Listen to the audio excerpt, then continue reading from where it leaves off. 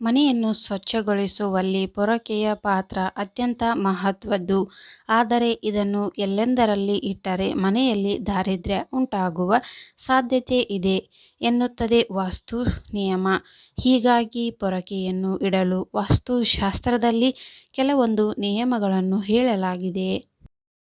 ಪ್ರತಿಯೊಬ್ಬರೂ ತಮ್ಮ ದಿನಚರಿಯ ಭಾಗವಾಗಿ ಮನೆಯನ್ನು ಸ್ವಚ್ಛಗೊಳಿಸುತ್ತಾರೆ. ಆದರೆ ಬಳಕೆಯ ನಂತರ ನಾವು ಪೊರಕೆಯನ್ನು ಎಲ್ಲಿ ಇಡುತ್ತೇವೆ ಎಂಬುದು ಬಹಳ ಮುಖ್ಯ.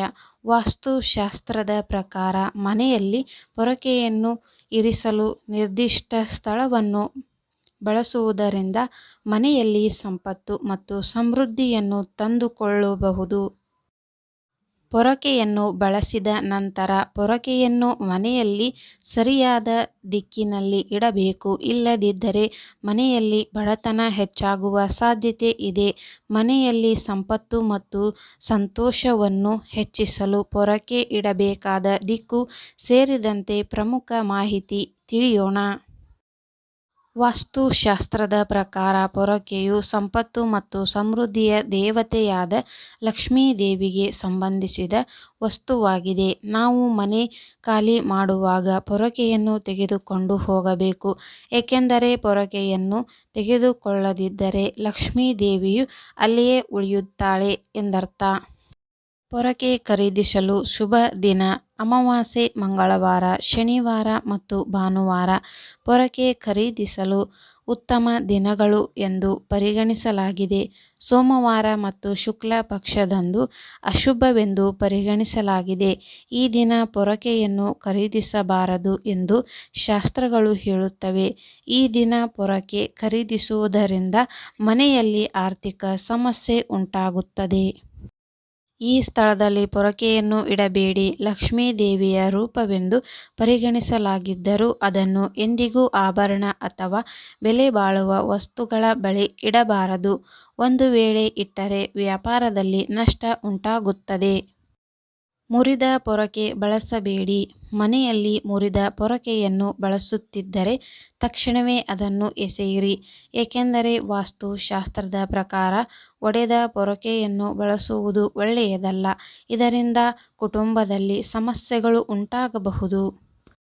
ಸಂಜೆ ಮನೆ ಸ್ವಚ್ಛಗೊಳಿಸಬೇಡಿ: ಸಂಜೆ ಮನೆ ಸ್ವಚ್ಛಗೊಳಿಸಬಾರದು ಎಂದು ಮನೆಯಲ್ಲಿ ಅಜ್ಜಿ ಆಗಾಗ್ಗೆ ಹೇಳುವುದನ್ನು ಕೇಳಿರಬಹುದು. ಸಂಜೆ ಮನೆಯನ್ನು ಗುಡಿಸಿದರೆ ಲಕ್ಷ್ಮೀ ದೇವಿಯ ಕೋಪಕ್ಕೆ ಗುರಿಯಾಗುತ್ತೀರಿ.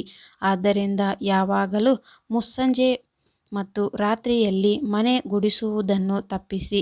ಒಂದು ವೇಳೆ ಗುಡಿಸಿದರೂ ಮನೆಯಿಂದ ಕಸವನ್ನು ಎಸೆಯಬೇಡಿ. ಒಂದು ಕಡೆ ಶೇಖರಣೆ ಮಾಡಿ ಇಡಿ.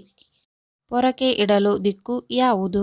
ಪೊರಕೆಯನ್ನು ನೈಋತ್ಯ ಅಥವಾ ಪಶ್ಚಿಮ ದಿಕ್ಕಿನಲ್ಲಿ ಇಡಬೇಕು ಎಂದು ವಾಸ್ತುಶಾಸ್ತ್ರ ಹೇಳುತ್ತದೆ. ಆದರೆ ಯಾವತ್ತೂ ಉತ್ತರ ದಿಕ್ಕಿನಲ್ಲಿ ಇಡಬಾರದು. ಈ ದಿಕ್ಕಿಗೆ ಇಟ್ಟರೆ ಮನೆಯಲ್ಲಿ ಸುಖ ಸಂತೋಷ ಮಾಯವಾಗುತ್ತದೆ. ಇದಲ್ಲದೆ ಮನೆಯಲ್ಲಿರುವವರ ಪ್ರಗತಿಯಲ್ಲಿ ಅಡೆತಡೆಗಳು ಉಂಟಾಗುವುದು. ಪೊರಕೆಗಳನ್ನು ಅಡುಗೆ ಮನೆಯಲ್ಲಿ ಇಡಬಾರದು. ಸ್ವಚ್ಛತೆ ಮಾಡುವುದು ಹೇಗೆ? ಮನೆಯನ್ನು ಶುಚಿಗೊಳಿಸುವಾಗ ಮೊದಲು ಪಶ್ಚಿಮದಿಂದ ಉತ್ತರಕ್ಕೆ ಗುಡಿಸಲು ಪ್ರಾರಂಭಿಸಿ.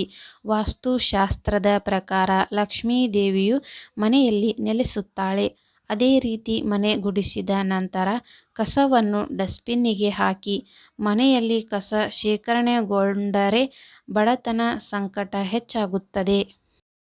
ಪೊರಕೆಯನ್ನು ಕಾಲಿನಿಂದ ಒದೆಯಬಾರದು ಹಾಗೂ ಎರಡೂ ಪೊರಕೆಗಳನ್ನು ಎಂದಿಗೂ ಒಟ್ಟಿಗೆ ಇಡಬಾರದು ಎನ್ನುತ್ತದೆ ವಾಸ್ತುಶಾಸ್ತ್ರ.